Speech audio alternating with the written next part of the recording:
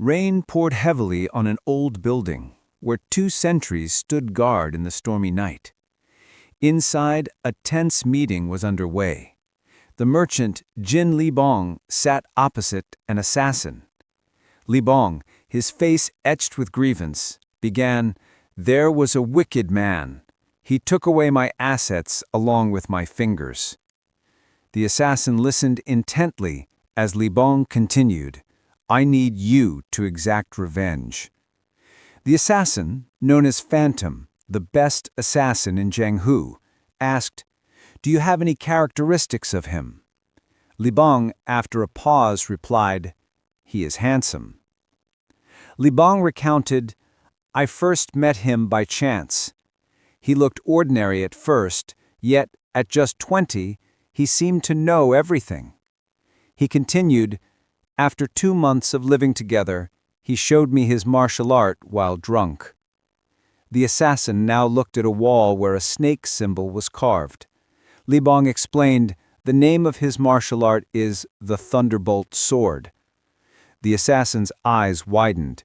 He recognized these signs, tales he had only heard about. This was Nang Li Song, the legendary martial master.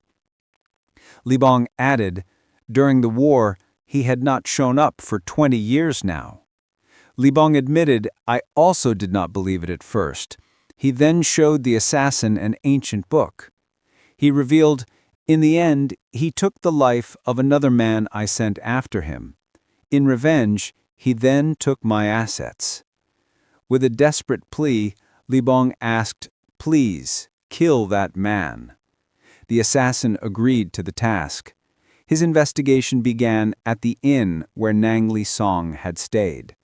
He inquired with a servant, who praised the man, "He was very good to us."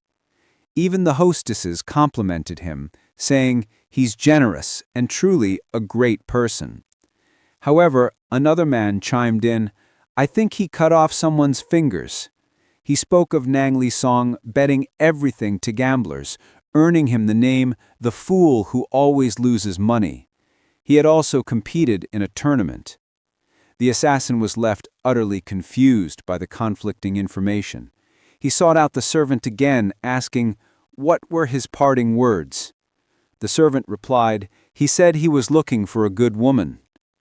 Upon inspecting Nang Li Song's room, the assassin found it impeccably clean and organized, yet his sharp eyes caught something.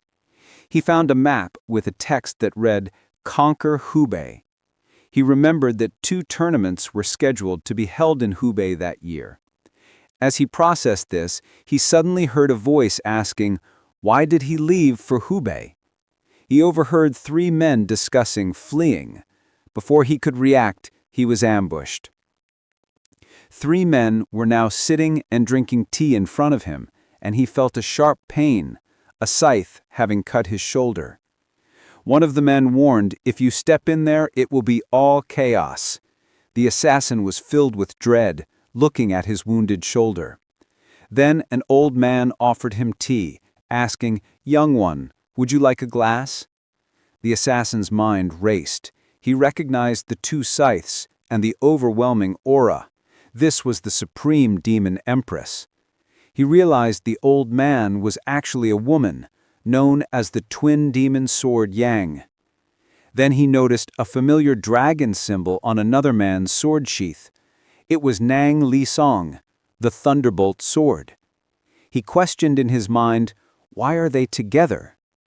The 3rd man was Chion, whom the merchant had sent, but he too was with Chiok Li Bong. The assassin, bleeding, asked, "Why didn't you kill me?" The old woman replied with a smile, "We promised him not to kill without his permission."